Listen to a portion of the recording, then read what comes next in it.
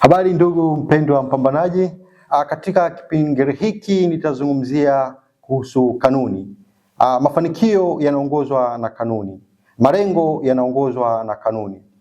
Nitajikita katika kanuni ya msingi na muhimu sana, napenda kuita ni kanuni mama katika kuweka malengo, na kanuni hiyo inaitwa ni kanuni ya mbegu, yani the law of sowing and reaping.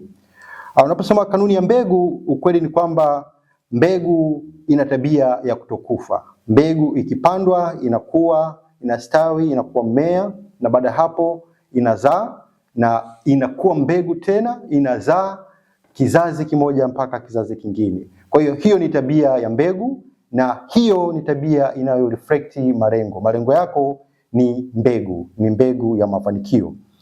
Kwa hiyo katika safari ya maisha unavuna ulichokipanda. Hakika ukipanda mbegu moja utavuna maradufu ya mbegu hile. Kama mkulima anapanda eka moja mbegu, lakini mavuno anayovuna ni zaidi ya kile alichokipanda.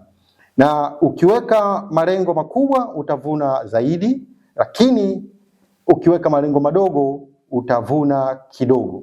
Kwa hiyo hamasa ya leo ni kuweka malengo makubwa ili uweze kufanya mavuno makubwa katika maisha yako, na ya malengo yako yanatakiwa yakuvushe kutoka sehemu moja kwenda sehemu nyingine.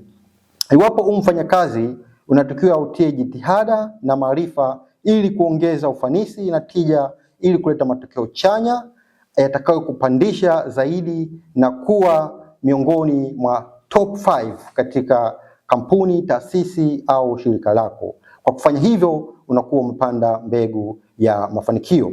Na iwapo mjasiriamali, ukiweka mtaji mdogo utakuwa na matokeo madogo. Ukiweka mtaji mkubwa na uangalizi mzuri utaweza kupata faida au makeup kubwa zaidi.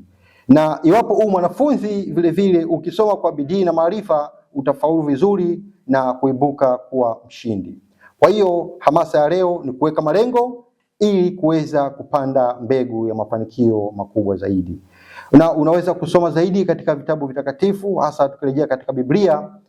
Ukisoma Mathayo 13 mstari wa 3 mpaka wa 9 utapata siri inayoendana na kanuni hii ya mbegu, yani the law of sowing and reaping. Kwa hiyo weka malengo, panda mbegu ya mafanikio. Kataa kuwa mtu wa kawaida, kuwa mtu wa tofauti.